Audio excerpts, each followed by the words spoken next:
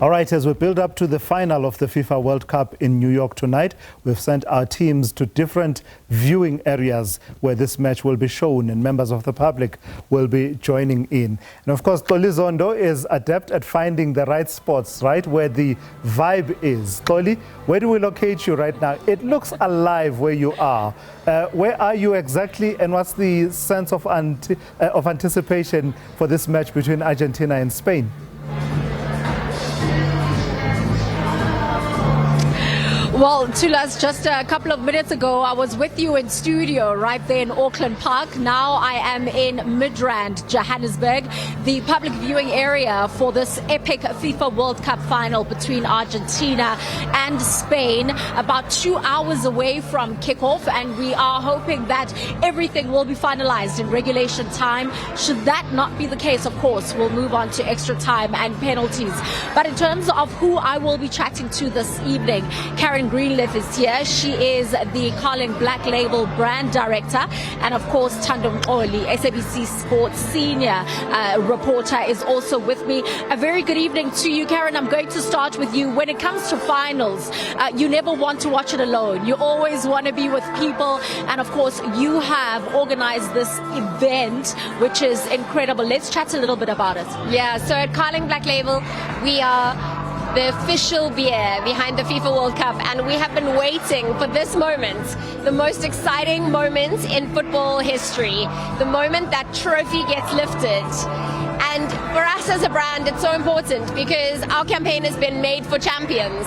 The gold, beautiful trophy you see behind me is reminiscent of our beautiful golden beer, and we make it for everyday champions. So today our everyday champions are coming together, and we are going to watch that trophy be lifted all together.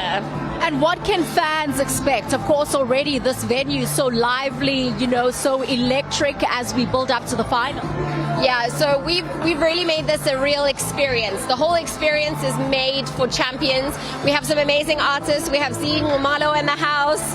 We have a whole experience. Obviously, the most exciting experience is what's going to happen on that screen from 9 p.m. tonight. But yeah, this is all about made for champions, and we are crowning our everyday champions in the audience, and obviously that sporting hero who will lift the trophy. Well, already it looks amazing. Can't wait to see what the rest of the night will entail for all the fans. I want to also bring in Thando into this conversation. A big final here, the defending champions taking on the European champions, Spain. How do you see this one unfolding? Look, I think we're going to go to penalties today. I think we've got two teams which are evenly matched. Spain have shown that with an organized team, a balanced team, you can go very far. And most importantly, a proven goal scorer and all that's about. So again, I think when you look at Argentina, the pedigree has shown the quality, the experience. They haven't panicked in difficult situations, and they've won some difficult games. But it's the big players who won those difficult games. Your Messi, your Fernandes. You can't buy experience. You have to have been through the situation to understand that sometimes being calm is what will get you through the difficult moments. Argentina have found themselves trailing, but that experience have set and calmed things down, even if it means changing a little thing. A person like Messi, at the age of 39, does not need a lot of space. All he needs is a moment to turn things around. He does not need. So again, I think for me, you can't discount Spain purely because they've been very, very organized, especially defensively. They're an organized team that managed to shut down a very potent French team. They can do that again because they play to instruction. Their structure is solid. They have not conceded goals in this tournament, but more importantly, they've scored plenty of goals. So again, on both areas, on both sides of the field, we're going to see an entertainment. They can equal each other out. Martinez in goal against Simon in goal for Spain. Again, two top quality goalkeepers. And more importantly, if you look at Spain, look at the under-21s that won the European Championship with the very same coach. They've come through. They're making up the bulk of this team. So it's a team that has grown together. Have been through some difficult times together. And more importantly, they've won things. And that, for me, is a good sign. This is home. And then Ukune just decides, while we're live on air, to come through and embrace the team, which is fantastic. We are going to have him on to dissect those starting lineups in just a few. We look at the Spanish side that has only conceded once. Brilliant in terms of defense versus an Argentina side that struggled against the likes of Cape Verde, Egypt. You know, we saw how Switzerland took them all the way. Can Messi just have his perfect swan song? No, this is not a romantic novel that's being written here. Again, organized defenses win games. Structure wins games. Yes, we all like the flair of a Messi who scores beautiful goals that we sit and we wonder about. But for me, what Spain have done well is they've gone back to the basics of football. It's not as slow as a normal tiki-taka that we see with Barcelona. It's a lot more quick and more effective. But the structure, they never lose their structure, both offensively and defensively, and that is important.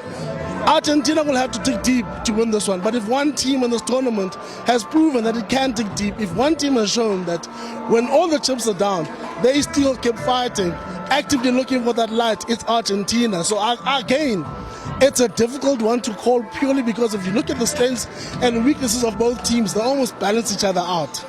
And then, of course, Tando, you know, as we wrap up this chat, we look at the Spanish side, you know, as we've said, you know, the European champions who are looking to win it once again. The last time they did was here on African soil, and of course, Argentina as well. Just in terms of these starting lineups, how should they be faring? Are we going to be seeing a goal fest? Yesterday, a 10-goal thriller.